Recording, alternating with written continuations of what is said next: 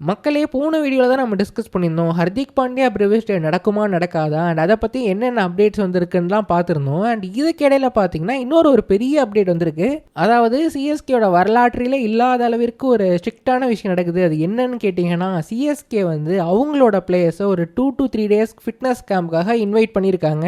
And இந்த நியூஸை பார்த்தீங்கன்னா ரெவ் ஸ்போர்ட்ஸில் இருக்க ஒரு ரிப்போர்ட்டர் தான் ஷேர் பண்ணியிருக்காரு. அண்ட் ஜென்ரலாக ரெவ் ஸ்போர்ட்ஸ் வந்து நம்ம சிஎஸ்கே சிஇஓட நிறைய க்ளோஸாக இருந்திருக்காங்க. நம்ம காசி ப்ரோ நிறைய விஷயங்கள் ஷேர் பண்ணியிருக்காரு, நிறைய இன்டர்வியூஸும் கொடுத்துருக்காரு. ஸோ பேசிக்காக இந்த விஷயத்தை நம்ம நம்பலாங்க ஐஸ். அண்ட் இது எனக்கு ரொம்ப ஷாக்கிங்காக இருந்துச்சு. ஏன் சொல்கிறேன்னா, இந்த மாதிரிலாம் நம்ம பண்ணதும் கிடையாது. ஜென்ரலாக ஐபிஎல் டீம்ஸ் இந்த மாதிரி பண்ணதே இல்லைன்னு நினைக்கிறேன். இவ்வளோ மாதத்துக்கு முன்னாடியே ஒரு ஃபிட்னஸ் கேம்ப்புக்காக எல்லா பிளேயர்ஸும் இன்வைட் பண்ணுறது. ஸோ பேசிக்காக எல்லா பிளேயர்ஸ்னால் இந்தியன் பிளேயர்ஸ் தான். யாரெல்லாம் இந்தியாவில் இருக்காங்களோ அவங்கள தான் கூப்பிடுவாங்க. பட் எனக்கு தெரிஞ்சு இன்டர்நேஷனல் ஸ்டார்ஸ்லாம் வருவாங்களான்னு தெரியல. அவங்களாம் மோஸ்ட்டாக வர மாட்டாங்க. ஃபார் எக்ஸாம்பிள் ஏன் சஞ்சு வர மாட்டார், ருத்து கூட டவுட்டு தான். பட் ஸ்டில் ருத்து கேப்டனாக இருக்கிறனால மேபி அந்த நியூ கோச் ஏதாவது அனௌன்ஸ் பண்ண போகிறாங்களோ, அந்த கோச் இவங்களை பார்க்கணும்னு விருப்பப்படுறாரான்னு தெரியல. அண்ட் அங்கே தாங்க எனக்கு இந்த விஷயமும் டவுட்டாக இருக்குது. இந்த மாதிரி எல்லாரையுமே கூப்பிடுறாங்கன்னா ப்ராப்ளி அந்த கோச் அனௌன்ஸ்மெண்ட்டாக இருக்குமோ.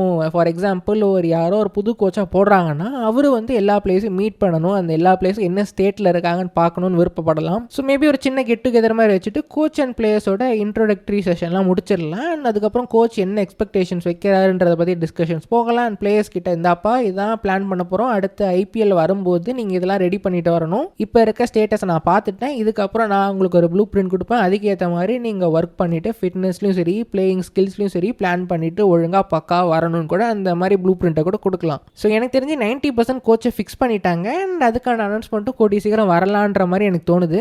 அண்ட் நம்மளும் கொஞ்சம் களத்தில் இறங்கி சீரியஸாக வேலை பார்க்குற மாதிரி தெரியுது. அண்ட் அகைன் கைஸ், இங்கே ஒரு கொஸ்டின் மார்க் இருக்கும். இப்போ ஃபார் எக்ஸாம்பிள் இது கோச்சோ டேரக்டரோ யார் போடுறாங்களோ அவராக விருப்பப்பட்டு நான் இப்போவே ஒன்ஸ் பார்த்துடுறேன்னு கேட்டு நடக்கிறதா, இல்லை எக்ஸிஸ்டிங் ஸ்டாஃப்ஸே நம்மளே போராடணும், களத்தில் இறங்கி கிரவுண்ட் ஒர்க் பண்ணணும்னு சொல்லி இந்த லெவலுக்கு இறங்கி செய்கிறாங்களான்றது தான் தெரியல. அதுக்கான அனௌன்ஸ்மெண்ட் கூடிய சீக்கிரம் வரதான் போகுது. But anyways guys, interesting times ahead.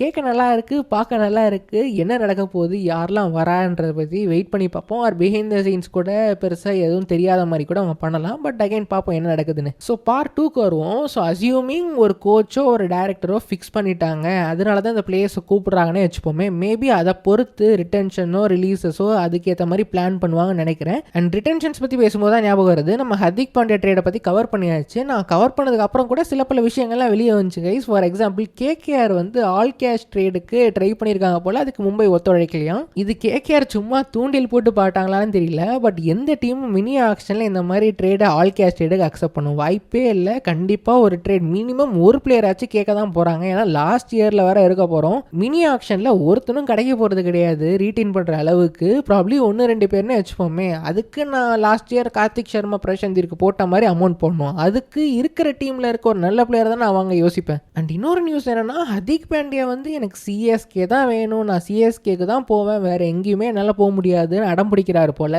So அவரை அடம் பிடிக்கிறனால மும்பைக்கும் அவரை வச்சுக்கிட்டு வேலை வாங்க முடியாத ஒரே காரணத்தினால் சிஎஸ்கே கிட்ட தான் மோஸ்ட் ப்ராபப்ளி ட்ரேடில் பேசி முடிக்குன்ற மாதிரி சொல்கிறாங்க. ஸோ எப்படி பார்த்தாலுமே இப்போ காற்று நம்ம பக்கம் தான் அடிக்குது போல். பட் நம்ம டீம்லேருந்து யாரை கொடுப்பாங்கன்ற மாதிரி தான் ஒரு கன்ஃபியூஷனாக இருக்குது. அகைன் நம்ம ஆயுஷ் மாத்திரை சொல்கிறாங்க, பிரபுஸ்லாம் சொல்கிறாங்க. அதெல்லாம் எனக்கு தெரிஞ்சு 90% நடக்க வாய்ப்பே இல்லை. 99.9999% வாய்ப்பே இல்லை guys. Dube plus one of Indian bowlers and Elisa இருக்க வாய்ப்பு இல்லை கைஸ். அதுவும் நான் கேரண்டி தான், எலிஸ்லாம் வாய்ப்பே இல்லை. கண்டிப்பாக ஒரு இந்தியன் பவுலரை அனுப்ப பார்ப்பாங்க. ஏன்னா நிறைய இந்தியன் பவுலர்ஸ் இருக்காங்க. அண்ட் எம்ஐக்கு ஒரு நல்ல இந்தியன் பவுலர் தேவை. நல்ல ஒரு டீசெண்டான Indian bowler, workable Indian option இருந்தாலே போதும். ஸோ அந்த ஆப்ஷன் நம்மக்கிட்ட நிறையவே இருக்குது. அண்ட் மும்பைக்கு இது மோசமான டீல்லாம் கிடையாது, ஓகேவான டீல் தான். ஆக்ஷன்லலாம் போனாங்கன்னா யாருமே கிடைக்க போகிறது இல்லை. மற்ற டீம்லேருந்து நல்ல பிளேஸ்லாம் வராத போது ஒரு ஸ்பின் ஹிட்டிங் வீக்னஸ் மிடில் ஆர்டரில் இருக்குது. ஸோ அதை டூபே வந்தால் சால்வ் பண்ணிக்கலாம். ஹோம் பாய் வேறு. ஸோ மோஸ்ட் அந்த ட்ரேட் நடக்கிற மாதிரி தாங்க இருக்குது. ஸோ ஹர்திக் பாண்டியா இன் எல்லோ கூடிய சீக்கிரம் பார்க்க போகிறோம் போல். பட் அப்படி வந்தால் கூட அந்த லெஃப்ட் ஹேண்டரை எப்படி எடுத்துகிட்டு வர போகிறோன்றது அது ஒரு செப்பரேட் தலைவலி. ஸோ அதெல்லாம் ஹேண்டில் பண்ணணும். அதுக்கு ஒரு நல்ல கோச்சை போடணும். அந்த கோச் என்ன பண்ண போகிறாருன்றதை பார்க்கணும். அது பார்க்கறதுக்கு முன்னாடி SA20 ஆக்ஷன் வேறு இருக்குது. அதுக்கான ரிட்டென்ஷன்ஸ் அனௌன்ஸ் பண்ணணும். SA20 ஜேஎஸ்கேவோட கோச் யார் போட போகிறாங்கன்றதையும் பார்க்கணும். ரொம்ப நிறைய வேலை இருக்கிற மாதிரி தெரியுது கைஸ். இதை எப்படி ப்ரியாரிட்டைஸ் பண்ணி என்ன பண்ண போகிறாங்கன்னு தெரியல. என்ன பண்ணாலும் ஒழுங்காக கிளியராக நல்ல கோச்சாக நல்ல டாக்டிக்கலாக யோசிக்கிற கோச்சாக போட்டு பிளான் பண்ண நல்லாயிருக்கும். ஸோ கைஸ், நீங்கள் இந்த நியூஸ்லாம் பார்த்தீங்களா? இதை பற்றி உங்களோட தாட்ஸ் என்னன்றதை மறக்காமல் கீழே மென்ஷன் பண்ணுங்கள். சப்போஸ் கோச்சை டிசைட் பண்ணிட்டா கூட இந்த அளவுக்கு டாப் சீக்ரெட்டாக விஷயத்தை ஹேண்டில் பண்ணி லாஸ்ட் மினிட் வரை வெளியே லீக் ஆகாமல் வச்சுருக்காங்கன்னா பெரிய விஷயம் தான். பட் அகைன் கைஸ், இந்த மாதிரி விஷயங்கள்லாம் யோசிக்கும் போது ரொம்ப இன்ட்ரெஸ்டிங்காக இருக்குது. யாரை சொல்ல போகிறாங்கன்னு ஒரு ஒரு சின்ன எக்ஸைட்மெண்ட் இருக்குது. பட் அகைன் பார்ப்போம், நெக்ஸ்ட் வீக் கூட தெரிய வந்தால் நல்லாயிருக்கும். ஏன்னா அதுக்கப்புறம் நிறைய விஷயங்கள் இருக்குது. SA20 ரிட்டன்ஷன்ஸ் அனௌன்ஸ் பண்ணால் அதுக்கான டீம் எப்படி பிளான் பண்ணலான்னு யோசிக்கலாம். அதுக்கப்புறம் சிஎஸ்கே அந்த ட்ரேட் டீலாம் நடந்து முடிஞ்சுன்னா சிஎஸ்கே லெவனும் எப்படி போடலான்ற மாதிரி கூட யோசிக்கலாம். So yes, interesting times ahead. பாப்பா என்ன நடக்குதுன்னு. So thank you so much for வாட்சிங் வீடியோ கைஸ். வீடியோ பிடிச்சா மறக்காம லைக் பண்ணுங்கள், சேனலுக்கு சப்ஸ்கிரைப் பண்ணுங்கள், உங்களோட ஃப்ரெண்ட்ஸ்க்கு ஷேர் பண்ணி விட்டுருங்க, ஹை பட்டன் தட்டி விட்டுருங்க. அடுத்த வீடியோவில் பார்ப்போம். தேங்க்யூ ஸோ மச் ஃபார் வாட்சிங் again. Take care, bye by.